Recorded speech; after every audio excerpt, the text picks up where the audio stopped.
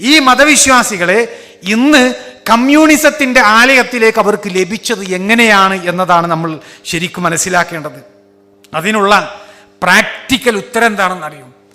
അതിനുള്ള പ്രാക്ടിക്കൽ ഉത്തരം അത് ക്രിട്ടിക്കൽ സ്പിരിച്വാലിറ്റിയാണ് എന്നതാണ് അതിനുള്ള ഉത്തരം.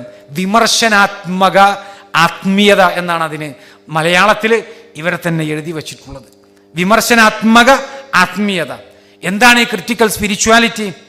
ഫ്രാങ്ക്ഫോർട്ട് സ്കൂളിലെ ഒരു സംഘം ജർമ്മൻ സ്കോളേഴ്സ് 20-ാം നൂറ്റാണ്ടിൽ ഫിലോസഫിക്കൽ ആൻഡ് സോഷ്യോളജിക്കൽ ഫ്രെയിംവർക്കായിട്ട് അവർ മുമ്പോട്ട് വെച്ച ഒരു ആശയമാണ് ഈ ക്രിട്ടിക്കൽ സ്പിരിച്വാലിറ്റി എന്ന് പറയുന്നത്.